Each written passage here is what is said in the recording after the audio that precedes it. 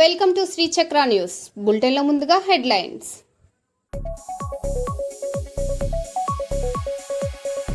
24 గంటల్లో వృద్ధురాలి బంగారు గొలుసు చోరీ కేసు ఛేదించిన పోలీసులు.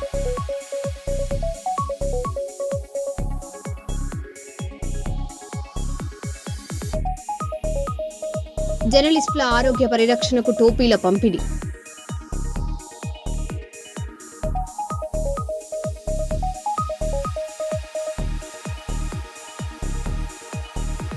సింగూర్ ముంపు ప్రాంత భూముల కబ్జాపై మాజీ ఎమ్మెల్యే క్రాంతి కిరణ్ ఆరోపణలు.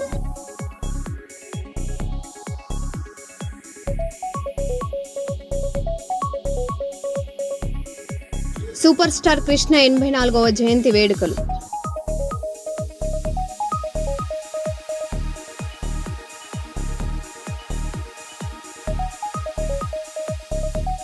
రాళ్లవాగు వంతెన నిర్మాణ పనులు నిలిపివేయాలని డిమాండ్.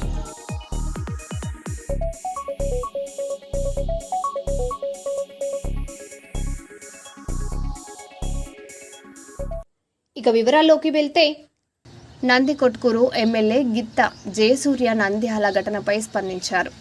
ప్రశాంతంగా ఉన్న నంద్యాలలో వైసీపీ నేతలు కుట్రపూరితంగా అలజడి సృష్టించారని ఆరోపించారు. ఫ్యాక్షన్ నేపథ్యం ఉన్న నాయకులు ప్రజలను రెచ్చగొట్టే ప్రయత్నం చేశారని విమర్శించారు. కూటమి ప్రభుత్వం యువతకు ఉద్యోగ, ఉపాధి అవకాశాలు కల్పిస్తుండటంతో వైసీపీ అధినేత జగన్ కుట్రలకు పాల్పడుతున్నారని అన్నారు. అమరావతి అంశంపై కూడా జగన్ వ్యాఖ్యలను ప్రశ్నించారు. నంద్యాలలో శాంతి భద్రతలు కాపాడేందుకు ప్రభుత్వం తగిన చర్యలు.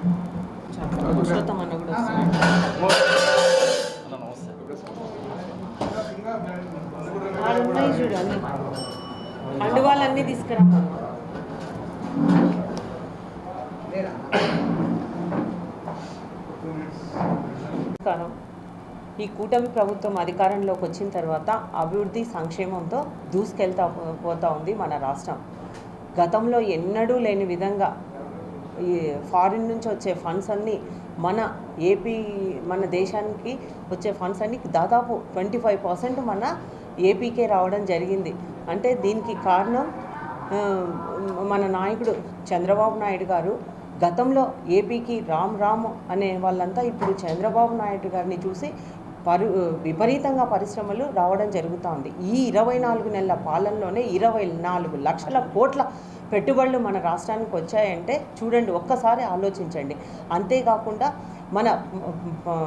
ఆ రోజు మాటిచ్చాం ఎన్నికల్లో, కూటమి ప్రభుత్వం అధికారంలోకి వస్తే 20 లక్షల ఉద్యోగాలు ఇస్తామని ఇచ్చిన మాట తీరుగానే ఈరోజు 20 లక్షల కోట్ల పెట్టుబడులు వచ్చాయి. కాబట్టి 20 లక్షల ఉద్యోగాలు ఇవ్వడానికి ఒక రెండేళ్లలో రూపకల్పన ఇప్పటికే దాదాపు 11 లక్షల ఉద్యోగాలు కూడా ఇవ్వడం జరిగింది. అంతేకాకుండా ముఖ్యంగా ఎప్పుడైతే ఈ పరిశ్రమలు రావడానికి లా అండ్ ఆర్డర్ ప్రాబ్లం లేకుండా ఉంటేనే పరిశ్రమలు రావడం జరుగుతుంది. గతంలో మనము ఉమ్మడి రాష్ట్రం ఉన్నప్పుడు మీకు అందరికీ తెలుసు, తెలంగాణలో మత కల్లోహాలు అవి జరుగుతుండేవి. అదే మన నాయకుడు చంద్రబాబు నాయుడు గారు ముఖ్యమంత్రి అయిన తర్వాత అక్కడ అభివృద్ధి వైపు ఐటీ రంగం ఎలా దూసుకెళ్ళిందో ఈరోజు హైదరాబాద్ అంటేనే ఐటీ హబ్గా మారిపోయింది. అదే రకంగా మన రాష్ట్రం విడిపోయిన తర్వాత, రాష్ట్ర విభజన జరిగిన తర్వాత మన రాష్ట్రానికి మనము నవ్యాంధ్రప్రదేశ్కు మొట్టమొదటి ముఖ్యమంత్రిగా ఉన్న నారా చంద్రబాబు నాయుడు గారు రాష్ట్రాన్ని ప్రగతి పథంలో నడిపించడానికి ఎన్నో పరిశ్రమలు రావడం జరిగింది. మన రాయలసీమను తీసుకోండి, రాయలసీమలో గతంలో ఫ్యాక్షన్కి పెట్టింది పేరు. అటువంటిది చంద్రబాబు నాయుడు గారు ముఖ్యమంత్రిగా అయిన తర్వాతనే మంచి ఐపీఎస్ ఆఫీసర్లు, ఎస్పీలను వేసి ఫ్యాక్షన్ను పూర్తిగా రూపుమాపి ఈరోజు రాయలసీమ అంటే హార్టికల్చర్ హబ్బుగా తయారు చేయడానికి ముందుకు పోతూ ఉంది. అంటే 1,00,000 కోట్ల పెట్టుబడులతో కూడా ప్రణాళికలు తయారు చేసుకొని రాయలసీమను హార్టికల్చర్ హబ్బు చేయాలన్న ఉద్దేశంతో ముందుకు తీసుకెళ్లడం జరుగుతూ ఉంది. ఇది చూసి ఓర్చుకోలేక గొడ్డలి పార్టీ ఏవేవో అంటే వాళ్ళకు కూటమి ప్రభుత్వానికి మంచి పేరు వస్తుంది, మంచి ప్రభుత్వము, మంచి సుపరిపాలన అందిస్తూ ఉంది అని రాష్ట్ర ప్రజలంతా ఈరోజు అనుకుంటా ఉన్నారు. అందుకే ఏదో రకంగా అరాచకాలు చేయాలి, దీనిపై బురద చల్లాలి అన్న ఉద్దేశంతో ఏవేవో కార్యక్రమాలు చేస్తూ ఉంది. నిన్ననే చూసాం మనం నంద్యాలలో ఒక వైసీపీకి చెందిన కార్యకర్తనే వైఎస్ఆర్ విగ్రహాన్ని పగలగొట్టడం చూసాం. అది కూడా అక్కడ ఉన్న సీసీ ఫుటేజీల్లో కూడా అది రికార్డు కావడం జరిగింది. దాన్ని వెంటనే అది వెంటనే ఇది టీడీపీకి సంబంధించిన వాళ్ళు చేశారని అక్కడున్న వాళ్ళు ధర్నాకు అంటే కూర్చోవడము, అక్కడ ట్రాఫిక్కి అంతరాయం కలిగించడం మనమంతా నిన్ననే చూడడం జరిగింది. ముఖ్యంగా మేము ఒకటే తెలియజేస్తూ ఉన్నాం, ఎవరైతే జంబులయ్య అనే వ్యక్తి విగ్రహాన్ని బలగొట్టాడో అతను ఆయన అరెస్ట్ అయ్యి లోపల ఉన్న వెంటనే ఆయన భార్య వచ్చి నేను వైఎస్ఆర్ పార్టీకి చెందిందాన్ని, నాకు 2022లోనే నాకు సిఆర్పిగా కూడా అవకాశం కల్పించడం జరిగింది అని చెప్పడం కూడా జరిగింది. దీన్ని మళ్ళీ ఉదయం ఒకసారి ధర్నాలు చేస్తారు, మళ్ళీ సాయంకాలం వచ్చి ధర్నాలు చేయడం అంటే వాళ్ళు ఎట్లయినా కుట్రపూరిత రాజకీయాలు చేయాలి, రాష్ట్రం ప్రశాంతంగా ఉంది, అలజడి సృష్టించాలి, వీళ్ళకు మంచి పేరు వస్తూ ఉంది, ఈ మంచి పేరును చెడగొట్టాలి, వాళ్ళే పురిగొల్పి వాళ్ళతో చేపించి మళ్ళీ కూటమి ప్రభుత్వంపై వేయడం వాళ్ళకు ఆనవాయితీగా పోయింది. గతంలో ఒకసారి చూసాం మనం అందరం, వాళ్ళ బాబాయిని వైఎస్ వివేకానంద రెడ్డిని అతి క్రూరంగా నరికి చంపి అది కూడా మళ్ళీ టీడీపీ వాళ్ళే చేశారని, ముఖ్యమంత్రి గారు నారా చంద్రబాబు నాయుడు గారే చేశారని ఆ రోజు ఆరోపించడం. అంతేకాకుండా అదే కోడి కత్తి కేసు, అంతేకాకుండా గులకరాయ్ నాటకాలు, ఒక్కటేమిటి వాళ్ళు ఎన్నో ఇట్లా చెప్పుకుంటూ పోతే వాళ్ళు చేయడము అంటే ఈ కూటమి ప్రభుత్వంకి మంచి పేరు వస్తూ ఉంది. రేపు త్వరలోనే స్థానిక సంస్థల ఎలక్షన్లు వస్తూ ఉన్నాయి, ఇంకా పుట్టగతులు ఉండవు. గతంలోనే 2024 ఎలక్షన్లలో 151 సీట్లు ఉండవాలని 11 సీట్లకు పరిమితం చేశారు. కాబట్టి ఏదో రకంగా ఏదో ఒక చోట అలజడి సృష్టించాలి, వాళ్ళను ఇబ్బందులు పెట్టాలి అన్న ఉద్దేశంతో. కానీ రాష్ట్ర ప్రజలంతా గమనిస్తూ ఉన్నారు, ప్రత్యేకంగా నంద్యాల ప్రజలంతా కూడా గమనిస్తూ ఉన్నారని కూడా ఈ సందర్భంగా నేను తెలియజేస్తున్నా. అంతేకాకుండా ఇంకొకటి చూడండి, డిఎస్సిని కూటమి ప్రభుత్వం అధికారంలోకి వస్తేనే ప్రమాణ స్వీకారం చేసినప్పుడే నారా చంద్రబాబు నాయుడు గారు మొట్టమొదటి సంతకం మెగా డిఎస్సిపై సంతకం చేసి 16,347 పోస్టులకి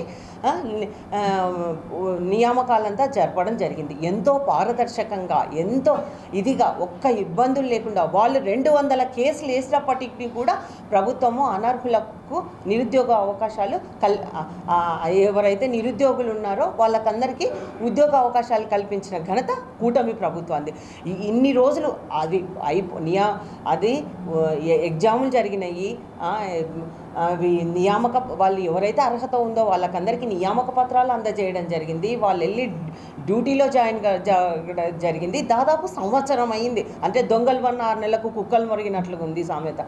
కాబట్టి అప్పటి నుంచి ఎలాంటి ఇబ్బంది లేకుండా వాళ్ళు ఉద్యోగాల్లో చేరిపోతూ ఉన్నారు. అప్పటి నుంచి లేనిది ఇప్పుడు ఏదో అవినీతి జరిగింది, దాంట్లో అరాచకాలు జరిగినాయి, ఏం చేస్తున్నారయ్యా మీరు, ఎన్ని కేసులు వేసినప్పటికీ కూడా ఇదంతా పారదర్శకంగా జరిగింది అని కూడా చెప్పడం జరిగింది. అంటే వాళ్ళకు ఏం చెయ్యాలో, ఏం చేస్తూ ఉన్నారో ఈ కూటమి ప్రభుత్వం పైన ఏదో ఒకటి బురద జల్లాలి, కుట్రపూరిత రాజకీయాలు చేయాలి, ఏదో కుట్రలు చేయాలి, ఏదో వాళ్ళ ఉనికిని కాపాడుకోవాలి అని ఏవేవో మోసపూరిత కార్యక్రమాలన్నీ చేస్తూ ఉన్నారు. అంతేకాకుండా మనం ఇంకొకటి చూసాం,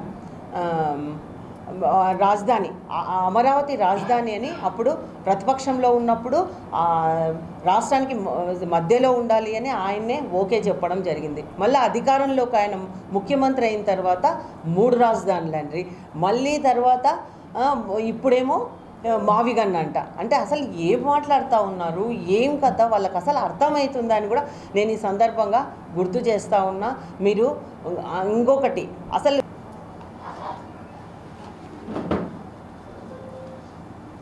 అందరికీ నమస్కారం. ఈరోజు గౌరవ ముఖ్యమంత్రి శ్రీ నారా చంద్రబాబు నాయుడు గారు చేస్తున్నటువంటి అభివృద్ధిని గొడ్డలి పార్టీ వాళ్ళు జీర్ణించుకోలేక వాళ్ళే ఒకసారి రప్పారప్పని స్లోకన్స్ ఇస్తారు, రప్ప స్లోకన్స్ ఇచ్చి వాళ్ళ నాయకుని విగ్రహాన్ని వాళ్ళే రప్ప కూసుకొని ఇది తెలుగుదేశం వాళ్ళు చేశారనేటువంటి అపోహలు నంద్యాలలో ప్రశాంతంగా ఉన్నటువంటి నంద్యాలను అరాచకాలు సృష్టించాలని చెప్పేసి వారి నాయకులు ఎంత కుట్రలు పన్నుతున్నారో మీరు సాక్ష్యాధారాలతో సహా చూశారు.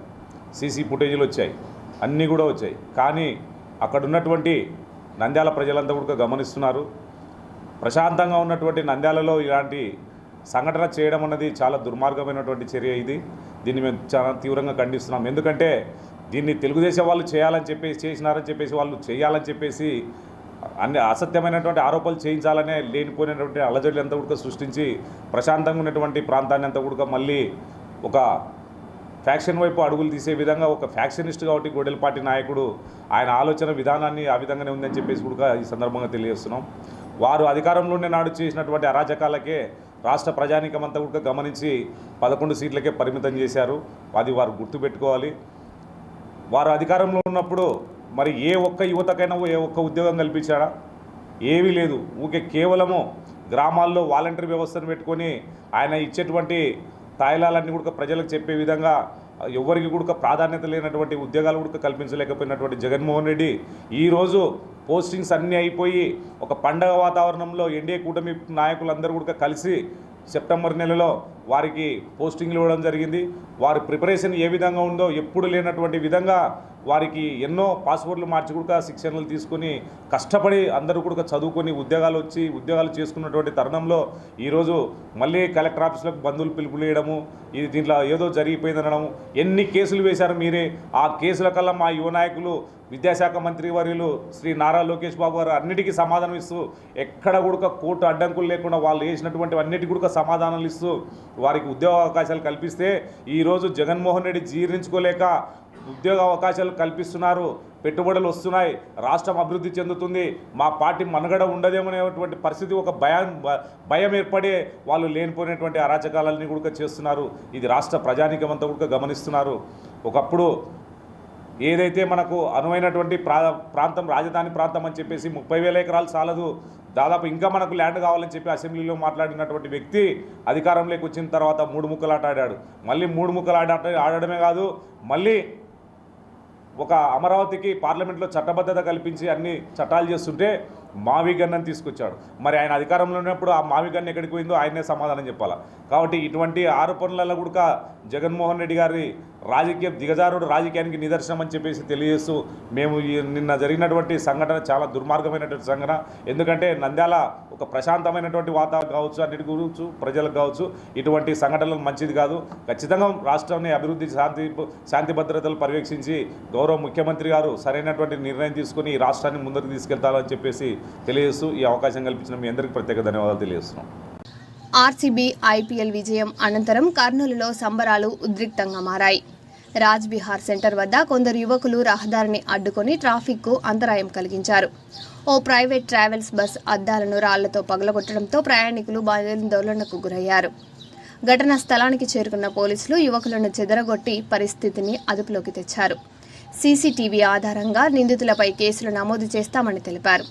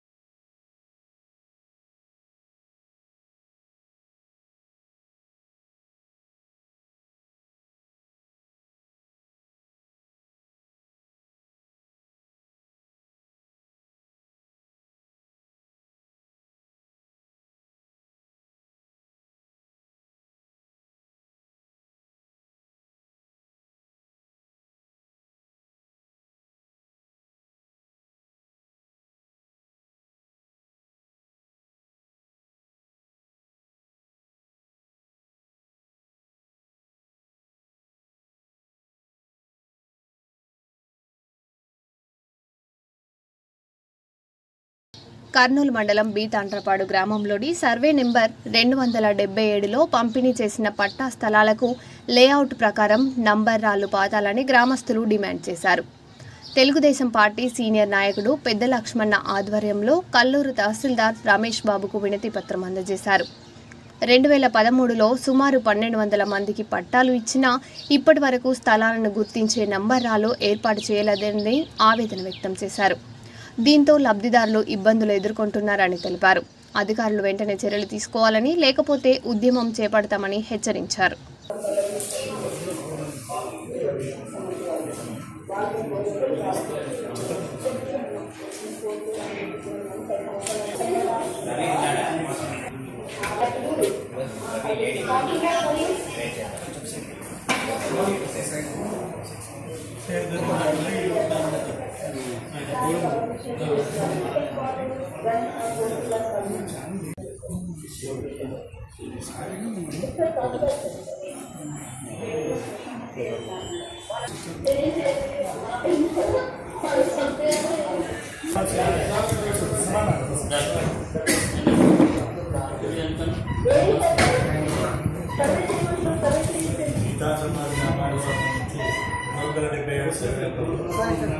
పొజిషన్ పడ్డారు 13 ఇచ్చారు. 13 సంవత్సరాలైంది. విష్ణువర్ధన్ రెడ్డి గారు కర్నూలు మండలం బి తాండ్రపాడు గ్రామానికి చెందినటువంటి సర్వే నంబర్ 277లో దాదాపు 13 సంవత్సరాల కిందట ఇచ్చినటువంటి పొజిషన్ పట్టాలు మరి గ్రామంలో ఉన్నటువంటి అర్హులైనటువంటి నిరుపేదలకు అందరికీ కూడా ఇంటింటికి ప్రతి రేషన్ కార్డు ఉన్నటువంటి వారికి అర్హులందరికీ కూడా మరి అప్పుడు సర్వే చేయించి ఇవ్వడం జరిగినది. అయినప్పటికీ దాదాపు 1200 మందికి ఇవ్వడం జరిగింది. ఈ పొజిషన్ పట్టాలకు ఇంతవరకు అయింది. వాటికి రాళ్ళు పొజిషన్లో పాతిచ్చి సర్వే చేయించి ఇవ్వడంలో జాప్యం కొనసాగించడం జరిగింది ప్రభుత్వ యంత్రాంగం. మరి అంతకుముందు ఉన్నటువంటి ప్రభుత్వం వైఎస్ఆర్ ప్రభుత్వం నిర్లక్ష్యం వల్లనే ఇన్ని రోజులు గడించింది. కాబట్టి మరి ఇప్పటికైనా మరి కళ్ళు తెరవాలని చెప్పేసి గౌరవనీయులు మన విష్ణువర్ధన్ రెడ్డి గారు వెంటనే ఆదేశాలు ఇచ్చారు. ఆయన యొక్క మరి ఎమ్మెల్యే గారు ఇద్దరికి కూడా మా యొక్క గ్రామం తరపున మరి ధన్యవాదాలు తెలియజేస్తూ కృతజ్ఞతలు తెలియజేస్తున్నాం. మరి ఇప్పటికైనా మరి కలెక్టరు మరి ఎంఆర్ఓ గారు వెంటనే వాటిని చొరవ చూపి వెంటనే వారి ఆదేశాల మేరకు మాకు రాళ్ళు పాతిచ్చి పొజిషన్ పట్టాలకు అన్నిటికీ స్థిరపెట్టి మరి ప్రభుత్వం నుంచి వచ్చేటటువంటి మరి ప్రభుత్వ పథకాల ద్వారా మరి విద్యుత్ స్తంభాలు కానీ, బోర్లు వేసి నీళ్ళ ట్యాంకులు కానీ, కాలువలు మరి మౌలిక సదుపాయాలను కూడా మరి ఏర్పాటు చేసే విధంగా చొరవ చూపాలని చెప్పేసి కూడా మేము కోరుతున్నాం. ప్రభుత్వ యంత్రాంగం ఇప్పటికైనా చొరవ చూపి మరి వాటిని రాళ్ళు పాతించకపోతే ఖచ్చితంగా మేము అంచెలంచెలుగా మా యొక్క పోరాటాన్ని మొదలు పెడతాం. చంద్రబాబు నాయుడు దృష్టికి కానీ తీసుకెళ్లి మరి ప్రభుత్వ యంత్రాంగాన్ని కూడా మేము వారిపైన వేటు పడే విధంగా కూడా మేము ఖచ్చితమైన నిర్ణయాల మీద ఉన్నామని చెప్పేసి కూడా మరొక్కసారి గుర్తు చేస్తున్నాం. ఎందుకంటే 13 సంవత్సరాల సమస్యకు గౌరవ విష్ణువర్ధన్ రెడ్డి గారు తెరదించారు. ఆయనకు మరొక్కసారి కృతజ్ఞతలు తెలియజేస్తున్నాం. ఇన్ఛార్జిగా టీడీపీలో మరి చురుగ్గా పాల్గొని ఆయన వయసుకు మించినటువంటి పనులు శ్రమజీవిగా మరి సేవకుడిగా మా నియోజకవర్గాన్ని ముందుకు తీసుకెళ్తున్నాడు. మరి అంతేకాకుండా మేమందరం కూడా ఆయన వెంట ఉంటామని చెప్పేసి కూడా మరొక్కసారి గుర్తు చేస్తున్నాం. మా యొక్క ప్రజానికమంతా కూడా మరి పేద ప్రజలంతా కూడా 1200 మంది పట్టాదారులు ఖచ్చితంగా ఆయన వెంట ఉంటాము ఎల్లవేళలా అని చెప్పేసి ఆ యొక్క గ్రామానికి మరి స్థిరపెట్టడానికి ఆయన ఆదేశాలు ఇచ్చారు. ఆదేశాలను గిన మరి తుంగలో దొక్కి ప్రభుత్వ యంత్రాంగం గిన జాప్యం చేస్తే మరొక్కసారి చెప్తున్నాం, వారికి మరి ఖచ్చితంగా మేము ఆఫీసులు కార్యాలయాల్ని ముట్టడించడానికి కూడా వెనుకాడబోమని చెప్పేసి కూడా వారిని పనిని కూడా చేసుకనివ్వం. మా పని చేసిన తర్వాతనే ఇంకా వారి పనులు చేసుకనిస్తామని చెప్పేసి కూడా మరొకసారి గుర్తు చేస్తూ ఈ అవకాశం కల్పించినటువంటి మరి ఈ యొక్క ప్రజానికానికి మరి మీడియా ప్రతి బృందానికి కూడా మేము సామాజిక ఉద్యమ నమస్కారాలు తెలియజేస్తూ టీడీపీ తరఫున మరొకసారి మేమందరం కూడా ధన్యవాదాలు తెలియజేస్తాం. జనగామ జిల్లా దేవరుప్పల మండలం పెద్దమడూరు గ్రామంలో వృద్ధురాలి బంగారం గొలుసు చోరీ కేసును పోలీసులు 24 గంటల్లోనే ఛేదించారు. గ్రామానికి చెందిన కప్పెర యాదమ్మ ఇంట్లో నిద్రిస్తుండగా గుర్తు తెలియని వ్యక్తి మెడలోని 3 తులాల బంగారు గొలుసు లాక్కెళ్లాడు. బాధితురాలి ఫిర్యాదుతో దర్యాప్తు చేపట్టిన పోలీసులు క్లూస్ టీం సహాయంలో నిందితుడు అదే గ్రామానికి చెందిన కప్పెర అనిల్గా గుర్తించి అదుపులోకి తీసుకున్నారు. అతడి వద్ద నుంచి 3 తులాల బంగారు గొలుసును స్వాధీనం చేసుకుని రిమాండ్కు తరలించారు. కేసును త్వరగా ఛేదించిన పోలీస్ సిబ్బందిని ఉన్నతాధికారులు అభినందించారు. 29/5/2026 తేదీన కొప్పెర కుమరయ్య రెసిడెన్స్ ఆఫ్ పెద్దమడూరు వాళ్ళ అమ్మ కొప్పెర యాదమ్మ నిన్న మార్నింగ్ ఉదయం 5 గంటలకు ఇంట్లో ఉండగా గుర్తు తెలియని వ్యక్తి వచ్చి ఆమె మెడలో ఉన్న పుస్తల తాడు తెంచుకొని పోయిందనే కంప్లైంట్ మీద దేవరపల్లి పోలీస్ స్టేషన్లో crime number 127/2026 under section 309 class 2 case register చేసి కేసు రిజిస్టర్ అయిన వితిన్ 24 గంటల్లో అక్యూజ్డ్ అయిన కొప్పెర అనిల్ కుమార్ని మరియు ఇంటాక్ట్ ప్రాపర్టీని కూడా రికవర్ చేసి ఇప్పుడు ఈరోజు రిమాండ్ని పంపించడం జరుగుతుంది. వితిన్ 24 గంటల్లో కేసును డిటెక్ట్ చేసిన సిబ్బంది దేవరపల్లి పోలీస్ స్టేషన్ ఎస్ఐ గారికి, సుజన్ కుమార్ గారికి మరియు Yakub constable and private constable Damodar ఇతర సిబ్బందిని కూడా డీసీపీ రాజేంద్ర నాయుడు గారు ప్రత్యేకంగా అభినందించారు. సిపి గారు కూడా అభినందించడం జరిగింది. వీళ్ళందరికీ కూడా రివార్డులు ఇవ్వడం జరుగుతుంది. Thank you. చార్ధామ్ యాత్రకు భారీగా భక్తులు తరలిరావడంతో బద్రీనాథ్, కేదార్నాథ్ మార్గాల్లో తీవ్ర రద్దీ నెలకొంది. కేదార్నాథ్ నడక మార్గం భక్తులతో కిక్కిరిసిపోగా జోషిమఠ్ వద్ద దాదాపు 30 కిలోమీటర్ల మేర వాహనాలు నిలిచిపోయాయి. గంటల తరబడి ట్రాఫిక్లో చిక్కుకున్న యాత్రికులు తీవ్ర ఇబ్బందులు పడుతున్నారు. యాత్రికుల రద్దీని మరింత సమర్థంగా నియంత్రించాలని భక్తులు ప్రభుత్వాన్ని కోరుతున్నారు. कोई सवाल ही नहीं बताओ, कम से कम 2 घंटे से सब लोग फंसे हैं।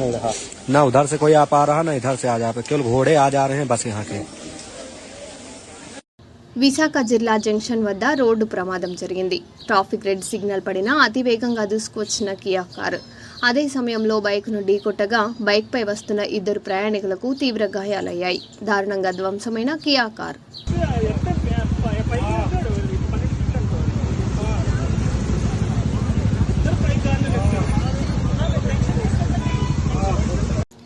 ఎండల తీవ్రత పెరుగుతున్న నేపథ్యంలో జర్నలిస్టుల ఆరోగ్య పరిరక్షణ కోసం రాయలసీమ జర్నలిస్ట్ వెల్ఫేర్ అసోసియేషన్ ఆధ్వర్యంలో కిమ్స్ హాస్పిటల్స్ సహకారంతో టోపీల పంపిణీ కార్యక్రమం నిర్వహించారు.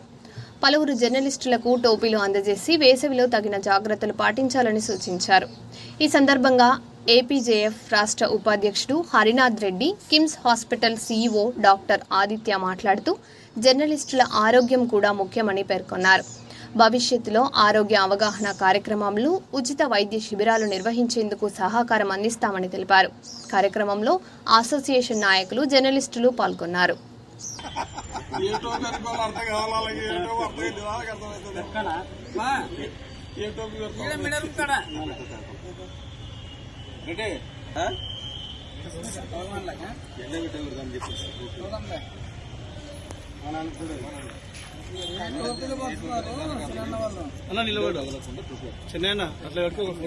మీరు కూడా పెట్టుకోండి అన్న.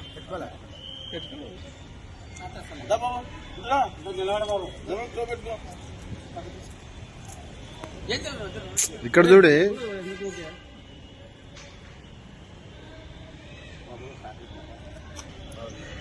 ఏం ధరలు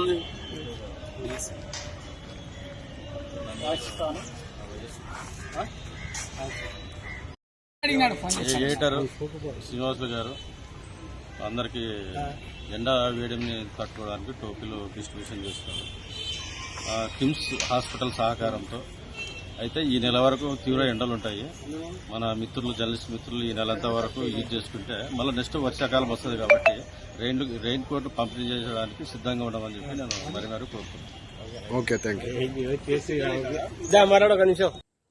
మరో బులెటిన్లో మళ్ళీ కలుద్దాం. Stay tune.